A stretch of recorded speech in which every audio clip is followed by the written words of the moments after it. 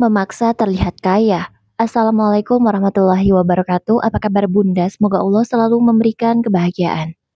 Kamu yakin mau berangkat, Mas? Kalau belum sehat, mendingan kamu pulihkan dulu, Mas, tenagamu. Aku takut kamu kenapa-napa nanti. Kataku merasa khawatir, sebab suamiku itu belum benar-benar pulih. Dia masih lemas dan bahkan wajahnya masih pucat. Enggak lah, aku udah 3 hari istirahat. Nanti kalau makin lama ambil cuti, aku nggak dapat tambahan gaji. Lagian di sini cuma aku yang kerja. Kalau aku nggak kerja, gimana mau bayar cicilan mobil? Jawab suamiku itu. Kan sudah aku bilang, Mas, gak usah ambil kredit mobil. Itu kan mahal. Dan kurasa kita memang belum mampu. Kamu tetap ngeyel. Aku bicara dengan nada yang rendah. Walau sebenarnya sudah sangat jengkel sekali hati ini. Udahlah, gak usah ikut campur. Itu urusanku. Makanya sekarang aku mau kerja. Lagian mobil itu juga penting. Jawab Mas Radit lagi dengan ketus. Tapi Mas, kamu gak pernah pakai loh mobil itu. Malahan kamu kerja juga berangkat pakai motor. Udah Lanis, kamu gak usah ikut campur. Aku sebagai anak ingin bahagiakan orang tuaku. Apa salah? Mas Radit segera memotong ucapanku. Aku bukan melarangmu membahagiakan orang tuamu, Mas. Tapi juga harus sesuai kemampuan. Kalau ini terlalu memaksa. Lagi pula, aku gak benar-benar yakin kalau bapakmu menggunakan mobil itu untuk bisnis. Aku berusaha mengutarakan apa yang kurasakan selama ini. Maksudmu, kamu menuduh bapakku macam-macam? Mas Radit langsung tidak suka. Bukan begitu, Mas. Tapi coba deh Mas pikir, selama ini hasilnya mana? Gitu-gitu aja. Padahal udah hampir setahun loh Mas, kamu kredit mobil itu. Tapi belum ada hasilnya. Ucapku lagi. Ya namanya bisnis gak langsung instan dong, butuh proses. Kamu tuh gak ngerti apa-apa dunia bisnis. Dunia kerja pun kamu gak tahu, jadi kamu diam saja. Bentaknya. Seketika aku langsung terdiam. Sakit sekali rasanya hati ini. Tapi memang benar apa yang dikatakan oleh Mas Radit itu. Sebelum menikah dengannya aku memang sempat bekerja. Tapi itu aku hanya menjadi karyawan di salah satu restoran.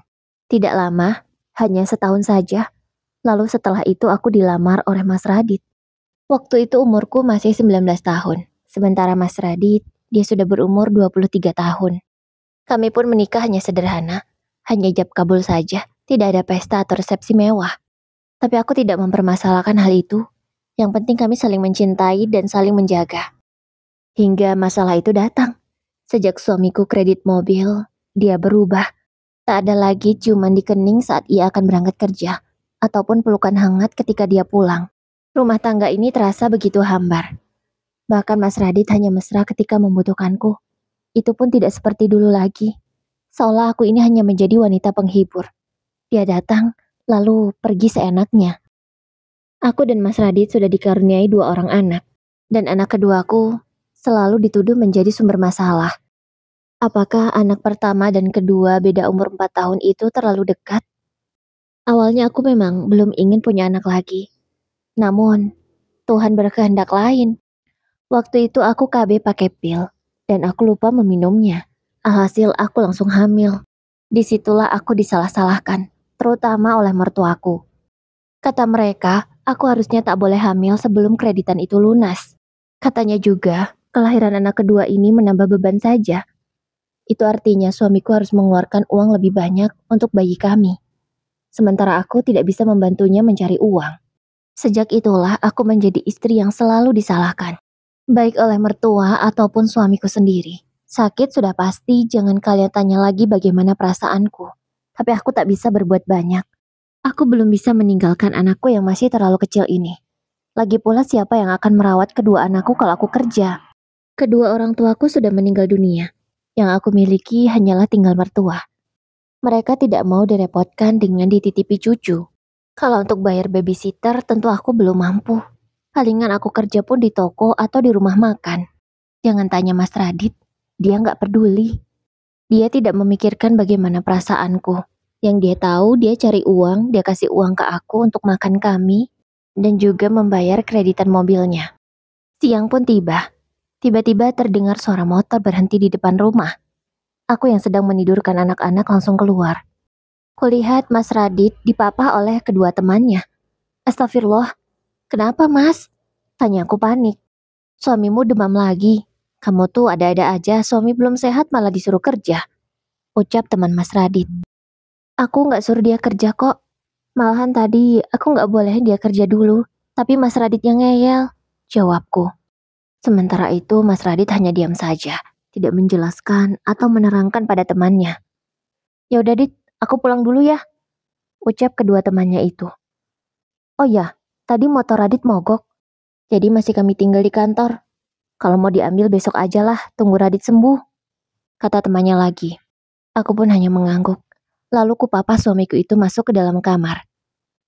Motormu rusak, Mas? Tanyaku. Mas Radit hanya mengangguk pelan. Ya udah, nanti sore biar ku ambil, Mas. Ku antar ke bengkel. Ucapku. Jangan dulu lah, biarin dulu. Kayaknya itu rusaknya banyak dan biayanya mahal. Ucap Mas Radit. Terus gimana dong, Mas? Kamu kan berangkat kerja pakai motor itu. Aku juga kalau kemana-mana cuma pakai motor itu. Kalau motor itu rusak, terus kita gimana? Aku bingung, karena memang selama ini mobilitas kami ya hanya menggunakan motor itu. Untung saja sekolah anak-anak dekat. Jadi, kalaupun Mas Radit kerja bawa motor, aku masih bisa mengantar mereka dengan berjalan kaki. Nantilah aku pikirkan. Yang penting kreditan mobil kebayar dulu, katanya. Aku hanya bisa menghela napas. Lagi-lagi kreditan mobil. Bahkan mobilnya pun dia nggak pernah pakai. Sejak dikredit, mobil itu langsung dipakai sama bapak mertua. Dan ketika Mas Radit mau pakai untuk berangkat kerja atau mengantarkan kami, selalu saja ada alasan. Katanya mobilnya mau dipakai lah, apalah. Habis dicuci lah dan bermacam alasan lainnya. Padahal mobil itu Mas Radit yang membayar cicilannya setiap bulan. Bahkan surat-suratnya juga atas nama Mas Radit. Tapi kok mau pakai sebentar aja susah sekali. Ku biarkan Mas Radit beristirahat setelah meminum obat. Sementara aku ke dapur untuk mempersiapkan makan malam. Bingung sebenarnya mau masak apa. Di kulkas, stok makanan hanyalah tinggal sedikit. Cuman ada sayur bayam dan tempe goreng. Kira-kira Mas Radit mau nggak ya makan makanan seperti ini? Kalau aku dan anak-anak sih sudah biasa. Ya, selama ini Mas Radit memang makan cukup enak. Yang jelas setiap kali makan harus ada lauk. Entah ikan, ayam, ataupun telur. Tapi kali ini telur, ayam, ataupun ikan sudah nggak ada. Ya nggak apa-apalah, kali ini makannya sangat sederhana sekali. Toh uang belanjaku tinggal sedikit, harus cukup sampai Mas Radit gajian lagi. Makan malam pun kami lalui dengan drama. Mas Radit makan dengan muka cemberut, karena tak ada lauk seperti biasanya. Aku sudah menjelaskan, dan dia hanya diam. Tidak memberi solusi, atau menambah uang belanja. Ya seperti itulah dia. Semenjak kredit mobil ini, dia berubah pelit. Uang belanja yang biasanya 3 juta per bulan, kini tinggal 2 juta. 1 juta sudah dipangkas. Aku hanya bisa menerima. Kalau awal bulan mungkin bisalah makan enak. Tapi kalau sudah akhir bulan begini ya terima saja makan seadanya. Besoknya ada drama lagi. Mas Radit sudah merasa sehat, jadi dia mau berangkat kerja. Tapi kali ini tak ada kendaraan kan karena motornya belum diperbaiki. Kamu gimana mau berangkat kerja, Mas? Tanyaku. Aku naik ojek dulu lah sementara ini. Jawabnya. Kenapa nggak pinjam mobil aja? Kan itu juga mobilmu, Mas. Kataku memberi usul. Mas Radi tidak menjawab, namun dia terlihat mengotak-ngatik ponselnya lalu menelpon seseorang. Oh mau dipakai ya Pak? Ya udah deh, aku naik ojek dulu. Aku sudah bisa menebak, dia pasti menelpon bapaknya. Dan mobil itu nggak bisa dipakai oleh Mas Radi dengan alasan mau dipakai. Ya lagi-lagi seperti itu. Jadi mau naik ojek Mas? Tanyaku memastikan. Iya, jawabnya singkat. Kemudian segera mengulurkan tangannya, lalu pergi. Lagi-lagi tak ada ciuman hangat seperti dulu. Beberapa hari kemudian, motor masih belum diperbaiki. Mas Radit berangkat dan pulang kerja naik ojek. Tentu biayanya lebih mahal daripada pakai motor sendiri. Tapi dia tetap mengalah, tidak memaksa untuk meminjam mobil miliknya sendiri. Anis, panggil Mas Radit suatu malam. Ada apa Mas? Sini duduk. Anak-anak udah tidur kan? Tanyanya. Aku mengangguk, lalu mendekat dan duduk di sampingnya. Kenapa Mas? Tanyaku. Kamu harus kerja Nis. Seenggaknya, uang untuk kebutuhan rumah bisa pakai gajimu. Jadi uang gajiku bisa untuk kebutuhan yang lain, terutama kreditan mobil dan juga perbaikan motor. Bapak juga minta tambahan modal usaha. Kita rencananya mau pinjam ke bank. Nah, gajiku nanti untuk bayarnya. Sebagian untuk kreditan, sebagian untuk cicilan bank. Ucap Mas Radit. Padahal dia belum mengajakku berbicara sebelumnya. Tapi tahu-tahu sudah memberikan keputusan seperti ini. Mas, kamu yakin mau lakuin ini? Kamu gak pikir ulang? Kamu gak belajar dari kejadian kemarin? Kamu sakit, motor rusak, semuanya jadi berantakan. Mungkin aku bisa bantu cari uang. Tapi kalau nambah hutang, apa kamu gak takut? Seandainya nanti kamu sakit lagi, terus gak bisa bekerja. Mau bayar pakai apa, Mas? Tanyaku. Jadi kamu doain aku agar sakit? Bentak Mas Radit. Bukan gitu, Mas. Maksudku, apa kamu tidak belajar dari kejadian yang kemarin? Kalau kamu sakit, semuanya jadi keteteran. Seharusnya kamu bisa mikir dong, Mas. Kali ini aku benar-benar geram. Tidak habis pikir bagaimana cara berpikirnya itu. Kok bisa memudahkan segala hal dengan cara berhutang? Udahlah, kamu gak usah ikut campur. Yang jelas, mulai besok kamu cari kerja. Supaya uang kerjamu bisa untuk kebutuhan, katanya lagi. Aku mau Mas kerja, tapi anak kita gimana? Siapa yang antar Neva sekolah? Dan siapa yang jagain Raffi kalau aku kerja? Aku bertanya tegas. Ya kamulah yang atur gimana caranya. Cari kerjaan yang bisa tetap ngurus anak. Gitu aja masa gak ngerti sih? Aku langsung terdiam. Enak sekali dia bicara seperti ini. Air mataku tiba-tiba menetes. Sebenarnya aku tidak mau menangis, tapi entah mengapa ini rasanya sakit sekali. Kamu tega ya Mas sama aku? Kamu benar-benar berubah. Dulu kamu berjanji, aku tak perlu kerja lagi, kamu akan memenuhi semuanya. Tapi apa sekarang? Kamu malah menyuruhku kerja, agar kebutuhan rumah bisa aku cover. Dan soal urusan anak, kamu juga gak mau tahu. Mereka itu anak kita, bukan cuma anakku. Mereka tanggung jawab kita bersama, Mas. Udahlah, Nis, aku gak mau debat. Aku cuma mau kamu kerja, tapi tetap bisa ngurus anak-anak. Itu aja. Karena tak tahan lagi, aku memilih pergi. Aku masuk ke dalam kamar, menangis dalam diam. Kalau seperti ini, aku langsung teringat dengan kedua orang tuaku. Kubuka ponsel lamaku. Di sana ada kenangan bersama orang tuaku. Foto-foto kebersamaan kami. Pak, Bu, apa aku kuat menjalani semua ini? Rasanya berat sekali. Sakit. Aku mengadu pada mereka. Aku gak pernah membayangkan kalau nasibku akan jadi seperti ini. Besokan paginya, rumah masih sepi. Semua masih tidur. Hanya aku sendiri yang bangun untuk menyiapkan sarapan dan membereskan rumah. Sarapan yang kubuat pun hanya sederhana. Nasi goreng dengan topping telur. Demi mengirit, lagi-lagi aku masak seadanya. Terserahlah. Terserah Mas Radit mau makan atau enggak, yang penting aku sudah menyediakan makanan di rumah ini. Saat sarapan. Jangan lupa, nanti selesai ngantarkan Neva sekolah, kamu cari kerja. Tapi ingat, kamu jangan sampai telat jemput Neva. Sekarang ini lagi marak penculikan anak. Kamu jangan sampai lalai ngawasin kedua anak kita, kata Mas Radit. Aku hanya bisa menelan salivaku dengan susah payah. Enak sekali dia bicara. Seolah-olah aku tak punya perasaan. Dan aku ini robot yang bisa dia suruh-suruh seenaknya. Aku memilih tidak menjawab, aku hanya diam saja. Selesai sarapan, dia pun langsung berangkat. Dengan masih naik ojek. Ya sampai saat ini motor itu belum diperbaikinya juga.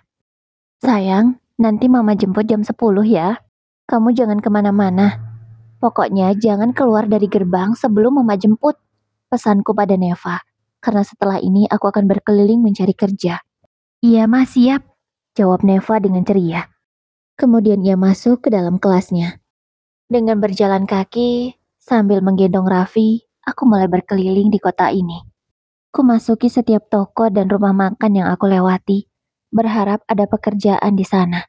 Dan tentu saja pekerjaan itu bisa membawa anak. Tapi setelah 5 rumah makan dan 5 toko yang aku masuki, mereka tidak mau menerimaku. Karena mereka tidak mengizinkan kalau aku kerja membawa anak. Karena itu tidak efisien. Sebenarnya ada lowongan di beberapa toko dan rumah makan. Tapi ya karena aku meminta izin kerja sambil bawa anak, mereka menolak. Karena kaki ini lelah berjalan, Dan waktu untuk menjemput Neva masih setengah jam lagi, kuputuskan untuk beristirahat terlebih dahulu. Ku minum bekal air putih yang kubawa dari rumah. Untung saja Raffi tidak rewel. Bayi yang berusia 6 bulan ini bisa diajak kerja sama. Maafin mama ya nak, kamu harus panas-panasan. Mama ajak cari kerja, kataku padanya. Dan putraku itu hanya bisa tertawa. Saat ini aku sedang duduk di emperan sebuah toko yang tutup. Anis ya? Tiba-tiba ada yang memanggilku. Aku langsung menoleh ke belakang. Vera, apa kabar? Aku langsung menyaliminya. Alhamdulillah aku baik. Kamu sendiri gimana? Tanyanya. Aku juga baik, jawabku. Kamu lagi ngapain di sini? Dan dengan malu pun aku menjawab. Aku lagi cari kerja, Ver, jawabku. Cari kerja sambil bawa anak? Tanya Vera dengan kebingungan. Aku pun mengangguk. Maaf Ninis, apa kamu sudah janda? Sampai kamu harus cari kerja sambil bawa anak panas-panasan begini? Tanyanya lagi. Aku tidak habis pikir kenapa dia bisa ngomong seperti itu. Aku masih punya suami, Ver. Aku harus cari kerja karena ekonomi kami sedang tidak baik-baik saja, kataku. Ya ampun, kasihan banget kamu. Aku bisa bantu kamu, tapi kamu mau atau enggak ya kira-kira? Aku mau buka cabang jualanku yang baru, gak jauh sih dari sini. Kebetulan yang untuk jaganya belum ada, dan ini aku lagi nyari. Kira-kira kamu mau nggak? Jualan? Jualan apa, Fer? Aku jualan minuman, pakai kontainer gitu. Alhamdulillah, penjualannya cukup bagus. Makanya aku mau buka cabang baru. Kalau kamu mau, kamu bisa jaga jualanku. Tanyanya lagi. Aku mau, Fer. Yang penting aku punya kerjaan. Tapi maaf, Fer. Aku kerja harus sambil jaga anakku. Jadi dia harus kuajak, kataku. Iya nggak apa-apa. Yang penting kamu bisa melayani pembeli dengan baik. Mulai jualannya juga nggak pagi kok. Mulai dari jam 11 sampai sore. Gimana, kamu mau nggak? Tanyanya sekali lagi. Aku mau, Fer. Yang penting aku bisa ajak anakku. Alhamdulillah ya Allah. Oke, kalau gitu aku minta nomor teleponmu ya. Nanti aku kabari kalau semuanya udah siap. Kami pun bertukar nomor ponsel. Dan Vera segera berpamitan karena masih ada urusan. Vera itu teman sekolahku dulu saat kami masih SMA. Aku bangga padanya karena dia sudah menjadi pengusaha. Karena sudah mendapatkan pekerjaan, aku memutuskan pulang sekalian menjemput Neva. Tuhan sangatlah baik. Aku dikasih pekerjaan yang bisa aku kerjakan setelah menjemput Neva. Jam 11 siang baru dimulai. Dan sampai sore, aku boleh ajak anak-anakku lagi. Ya Allah, senangnya. Malamnya, Mas Radit bertanya padaku apakah aku sudah mendapatkan pekerjaan. Sudah, Mas. Tapi belum tahu kapan kerjanya. Karena aku jaga stand minuman gitu, jawabku. Oh baguslah, bisa ajak anak-anak kan? Tanyanya lagi. Aku mengangguk. Kamu memang istri yang bisa diandalkan, katanya. Itu pujian atau apa ya? Aku tidak tahu. Soalnya rasanya beda. Aku tidak senang mendapatkan pujian itu. 2 hari kemudian aku dikabari oleh Vera. Hari ini sudah mulai buka stand jualannya. Karena hari ini bukaan pertama, jadi aku harus datang lebih awal. Untungnya Vera mengizinkan aku datang setelah aku menjemput Neva. Jadi aku nggak perlu bolak-balik. Karena kan aku cuma jalan kaki tidak punya kendaraan. Ya, sampai detik ini motor milik Mas Radit belum diperbaikinya. Hari ini hari pertama aku bekerja. Aku sangatlah semangat. Untung Neva bisa diandalkan untuk ngomong adiknya. Di sini juga ada kipas, sehingga mereka tidak kepanasan meskipun kami di dalam kontainer. Gak nyangka, hari pertama jualan sudah sangat ramai. Memang tidak membludak begitu, tapi selalu saja ada yang beli. Wah, ini cabang yang di sana ya? Tanya salah seorang pelanggan. Iya pak, jawabku. Saya mau dong 5. Rasa ini, rasa ini, rasa ini ya, katanya, menunjuk beberapa rasa yang tersedia.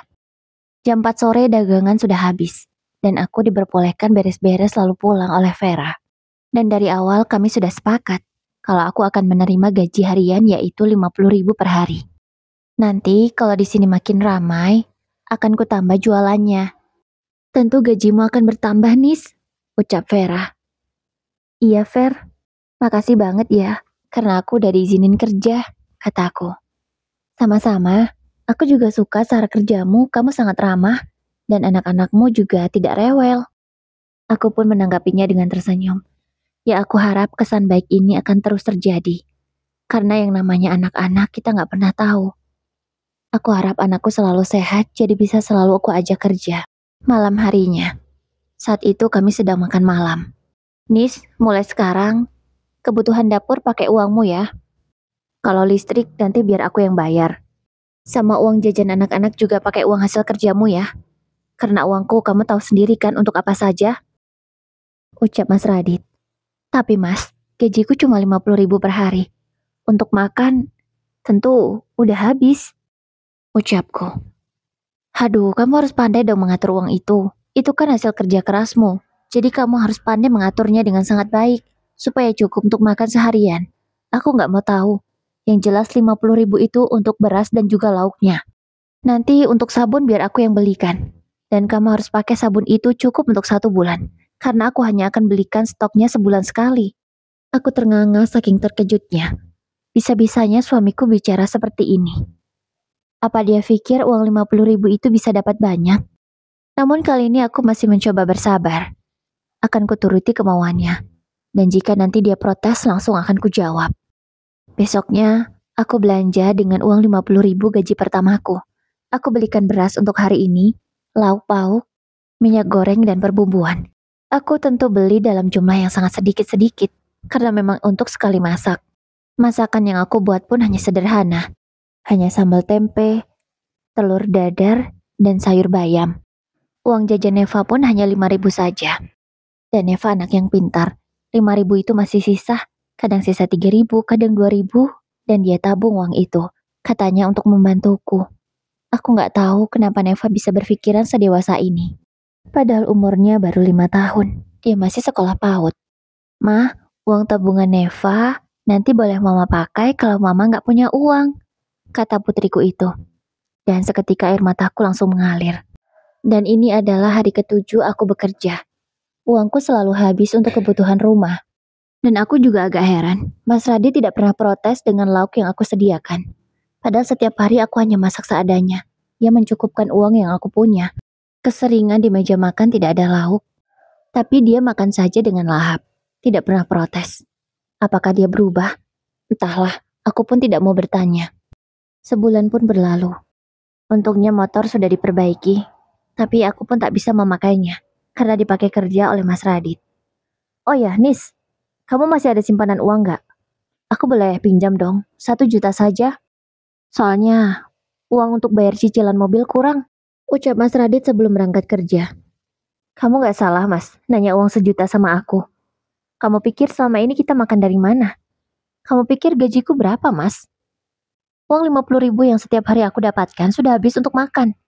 Kamu sekarang masih nanya aku punya uang 1 juta nggak? Kamu waras nggak sih? Karena saking emosinya aku bicara seperti itu. Kamu kok ngomong gitu sih, Nis? Aku kan cuma nanya. Lagian, aku yakin kamu masih punya simpanan. Karena selama ini makanan yang kamu sediakan pun cuma tahu tempe bayam, kangkung, toge, sayuran murahan semua. Jarang ada lauk. Jadi pasti kamu masih punya simpanan kan? Aku hanya bisa menggelengkan kepala. Astagfirullah mas. Kamu pikir beras, minyak goreng, perbumbuan itu nggak beli pakai uang? Kamu pikir aku cuma beli lauk selama ini? Bentahku. Kali ini emosiku tak bisa ditahan lagi. Ya elah Nis, palingan beli beras sama minyak juga berapa? Gajimu 50.000, besar itu. Katanya enteng. Oh, jadi menurutmu uang 50.000 itu besar? Baiklah, sekarang kamu yang belanja ke pasar, Mas. Dan pastikan, ada sisa uang 5.000 untuk jajan Neva. Jangan sampai habis tidak ada sisanya. Kuserahkan uang 50.000 padanya. Apa-apaan kamu nyuruh aku belanja? Aku mau berangkat kerja. Gak ada waktu untuk ngurusin hal yang gak penting. Jawabnya. Jadi menurutmu itu hal gak penting? Oke, aku tidak akan mengurus hal ini lagi karena menurutmu gak penting kan? Mas Radit pun tampak semakin kesal. Lalu dia pergi. Sementara aku langsung mengantar Neva ke sekolah. Dan biasanya setelah mengantar Neva sekolah, aku akan belanja, kali ini tidak. Akan kusimpan saja uangku ini. Aku tidak akan belanja dan tidak akan masak. Karena kata suamiku hal ini kan tidak penting. Biar saja nanti dia kalau mau makan ke rumah orang tuanya saja. Untuk anak-anakku, aku bisa beli nasi 1 porsi. Nanti bisa aku makan berdua bersama Neva. Nasi hanya 15.000 sebungkus. Sudah dapat lauknya pula dan juga sayur. Untuk makan malam, aku bisa goreng telur aja. Malamnya, Mas Radit pulang dalam keadaan lapar, tapi tidak ada makanan di meja. Miss, kamu gak masak? Tumben banget, tanya Mas Radit. Kan kamu sendiri yang bilang tadi pagi, kalau belanja itu gak penting. Jadi, aku gak belanja dan gak masak. Jawabku. Kamu kenapa sih, Nis? Kamu ngajak aku bertengkar? Bentaknya. Enggak, kamu yang mulai duluan. Kamu kan yang bilang, kalau belanja gak penting. Jadi ya sudah. Aku pun akan menganggap belanja itu tidak penting juga. Jawabku sangat berani. Nis, kamu keterlaluan ya. Dan Mas Radit sudah mengangkat tangannya. Kenapa Mas? Kenapa berhenti? Tampar saja. Tantangku. Dan Mas Radit segera menggenggam tangannya erat, lalu menghempaskannya.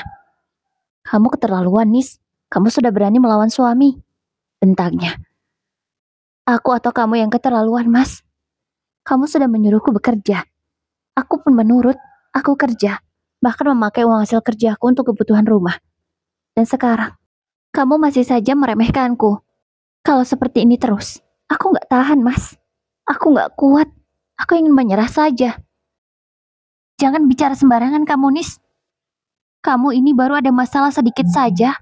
Ngomongnya kelantur. Mas Radit membentak dengan kasar, lalu pergi. Ya Allah, aku benar-benar sudah lelah. Aku gak sanggup lagi dengan situasi rumah tangga seperti ini. Tapi kalau aku mau pulang, atau aku mau pergi kemana? Rumah orang tua sudah terlanjur aku jual. Karena aku ingin memulai hidup yang baru di kota. Tapi, semua malah jadi seperti ini. Apa ini saatnya aku pakai uang hasil penjualan rumah ya? Ya, hasil menjual rumah, uangnya belum aku pakai. Masih aku simpan di bank. Aku berniat memakai uang itu jika aku sudah benar-benar membutuhkannya. Apakah mungkin saat ini waktu yang tepat? Aku sudah gak sanggup. Beberapa hari kemudian, tiba-tiba mertuaku berkunjung. Kupikir mereka datang karena rindu dengan cucu-cucunya. Tapi ternyata aku salah. Anis, ibu dengar kamu sudah kerja ya? Baguslah. Kamu tidak menjadi beban anakku lagi. Seenggaknya kamu gak menyusahkan Radit, ucap beliau. Apa maksud ibu bicara seperti itu? Jadi ibu pikir selama ini aku menyusahkan anak ibu.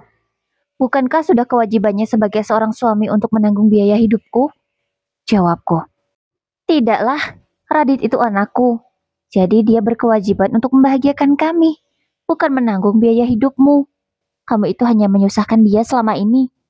Ya untung aja deh sekarang kamu udah kerja. Jawab mertuaku tak berperasaan.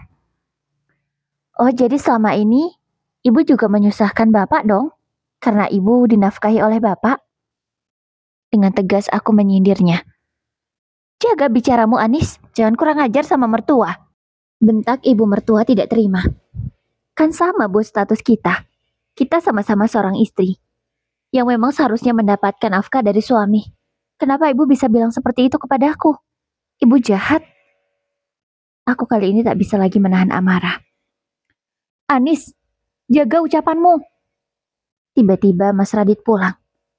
Padahal ini belum jam pulang kerja. Kamu kok sudah pulang, Mas? Ada apa? Tanyaku khawatir.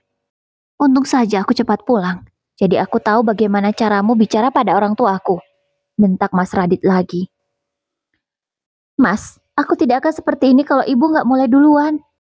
Udahlah, kamu gak usah bantah. Aku sudah tahu semuanya.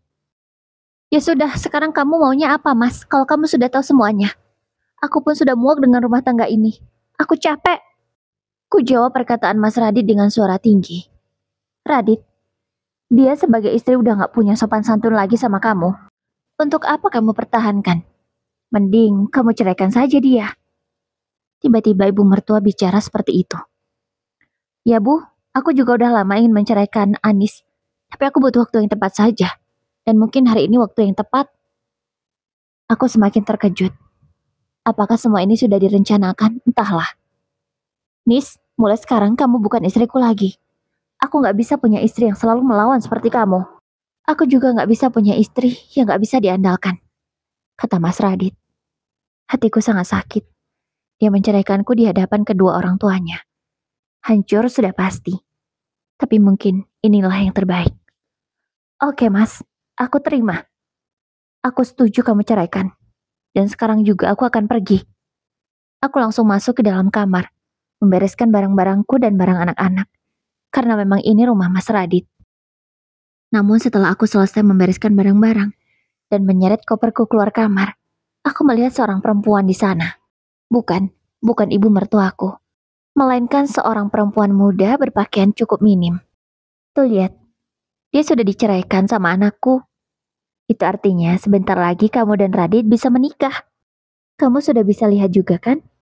Perbandingan antara kamu dan dia sangat jauh. Kamu cantik, mapan, tidak malu-maluin kalau diajak pergi, kata ibu mertuaku. Kata-kata itu sangat menyakitkan. Dan memang benar apa yang dikatakannya. Penampilanku dan dia memang sangat jauh berbeda. Bagaimana tidak, aku sudah melahirkan 2 orang anak. Dan tidak pernah mendapatkan nafkah yang layak dari suamiku. Nafkah yang diberinya hanya cukup untuk makan. Dan sekarang ini malah tak pernah diberi nafkah sama sekali. Makan pun pakai uang hasil kerjaku.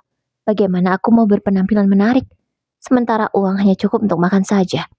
Aku hanya mendengar hinaan mereka. Aku tak menanggapi. Ku lanjutkan langkah untuk pergi dari rumah ini. Mas Radit tampak menatapku. Namun ku abaikan tatapan itu. Ya Allah, untunglah aku masih punya tabungan. Jadi aku gak bingung harus tinggal di mana. Dengan dibantu Vera, aku mendapatkan kos-kosan. Sementara aku akan ngekos dulu di sini. Sampai aku bisa membeli rumah yang sesuai dengan uang yang aku punya. Lagi pula semua uang itu tidak akan kugunakan untuk membeli rumah. Aku juga akan buka usaha. Ya, tidak mungkin juga aku terus bekerja. Setelah 1 minggu mencari, akhirnya aku mendapatkan rumah sesuai dengan keinginanku. Rumah itu letaknya strategis. Ukurannya memang tidak terlalu besar, tanahnya juga tidak terlalu luas, tapi sangat cukup untuk aku dan kedua anakku. Rumah itu ada 2 kamar di bagian belakang, sementara di bagian depan itu seperti ruko. Jadi aku bisa beli rumah sekaligus tempat usaha. Namun aku masih bingung mau buka usaha apa. Aku tidak punya pengalaman sama sekali. Dan setelah berpikir cukup lama, aku mulai mencoba buka usaha laundry. Kebetulan di sekitar sini banyak sekali pekerja. Dan mereka tidak sempat mencuci pakaian sendiri. Hari pertama alhamdulillah, sudah punya pelanggan aku. Aku masih menggunakan 1 mesin cuci, yang sekaligus aku pakai untuk mencuci pakaianku dan anak-anak. Kalau setrika aku memang langsung membeli setrika uap, karena itu lebih hemat dan cepat. Seminggu buka alhamdulillah progresnya baik. 1 bulan, 2 bulan, bahkan sekarang, di 5 bulan aku buka usaha ini aku sudah mulai kewalahan. Aku tak bisa menanganinya sendiri. Aku merekrut seorang karyawan. Gak kusangka, pilihanku membuka laundry adalah pilihan usaha yang tepat. Ini berkat kedua orang tuaku. Yang rumah warisan mereka di kampung sudah kujual. Dan alhamdulillahnya, sisa penjualan rumah pun masih ada. Tidak habis seluruhnya untuk beli rumah ini dan juga usaha. Uang ini bisa aku gunakan jika suatu saat aku membutuhkannya. Untung, aku tidak memberitahu Mas Radit kalau aku punya tabungan. Andai aku memberitahu dia, mungkin tabunganku sudah habis. Sekarang aku sudah resmi diceraikan baik secara agama ataupun negara. Bahkan kabar terakhir yang kudengar Mas Radit sudah menikah lagi dengan perempuan yang waktu itu datang. Tidak, sama sekali aku tidak cemburu. Bahkan aku merasa bersyukur. Karena Allah sudah menunjukkan Mas Radit itu laki-laki seperti apa. Waktu terus berlalu. 5 tahun sudah semenjak aku pindah ke rumah ini. Alhamdulillah usahaku semakin lancar. Anak-anak tumbuh sehat. Kini Raffi yang dulu masih bayi sudah sekolah. Dia tumbuh tak pernah diberi nafkah oleh ayahnya, begitu juga dengan Neva. Mereka besar dan tumbuh dengan hasil kerja kerasku membuka usaha laundry ini. Hari itu Neva baru pulang sekolah, dan dia dengan semangat menceritakan apa yang terjadi seperti biasanya. Neva selalu bercerita tentang apa yang terjadi di sekolahnya. Mama, tadi ada ibu-ibu yang ngomong sama aku, kata Neva. Ngomong apa nak? Tanya aku. Kata ibu-ibu itu, apa aku nggak jenguk ayah? Soalnya ayah sakit, mah. Aku terkejut. Ayahmu sakit? Siapa yang bilang? Ibunya temanku, mah. Katanya sih rumahnya nggak jauh dari rumah ayah. Makanya dia tahu kalau ayah sakit. Aku berpikir sejenak. Neva mau jenguk ayah? Tanya aku. Kalau mama mau, kita jenguk, mah. Kasihan ayah, jawab Neva.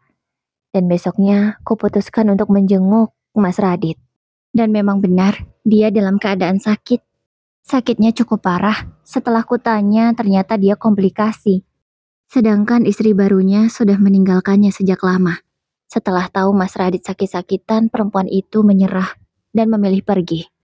Anis, aku nyesel udah nyerahin kamu, ucap Mas Radit dengan suara lemah. Namun aku tidak menanggapi. Aku memilih diam dan mengalihkan perhatian dengan mengajak Neva bicara. Oh iya ya, Neva doain ya semoga ayah cepat sembuh, ucap putriku itu. Amin. Terima kasih ya Neva. Maafin ayah, selama ini ayah nggak jadi ayah yang bertanggung jawab, kata Mas Radit. Oh ya mas, ngomong-ngomong, ibu sama bapak kemana? Apakah mereka nungguin kamu di sini? Tanyaku penasaran karena sedari tadi Mas Radit terlihat hanya sendirian di rumah dalam keadaan sakit begini. Rumah juga terlihat sangat kotor, seperti sudah lama tidak dibersihkan. Bapak sama ibu nggak pernah jenguk aku. Bahkan mobil yang dulu aku kredit juga sudah dijual. Karena bapak ketipu, jadi harus bayar hutang. Mungkin ini balasan yang pantas untuk aku, Nis. Karena aku udah zolim sama kamu, ucap Mas Radit. Sebenarnya aku merasa sedih dan prihatin dengan keadaannya. Tapi mungkin inilah teguran dari Sang Maha Kuasa. Setelah Neva puas melihat ayahnya, kami pun pamit pulang. Kalau Raffi, dia tidak mau tadi, sudah kubujuk. Tapi tetap anak itu tidak mau ke sini. Jadi dia kutitipkan pada pegawaiku. Ayah, kami pulang dulu ya, pamit Neva. Neva pun mencium tangan ayahnya. Lalu Mas Radit mencium kening putrinya itu. Mama, kapan-kapan kita jenguk ayah lagi ya, ucap Neva saat kami di perjalanan. Insya Allah nak, jawabku. Apa yang terjadi dalam hidupku adalah takdir. Dan aku ingin mengusahakan takdir yang baik.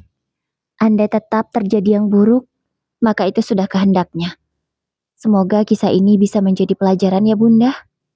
Jangan pernah hidup hanya untuk menuruti gengsi, karena itu tak ada gunanya. Wassalamualaikum warahmatullahi wabarakatuh.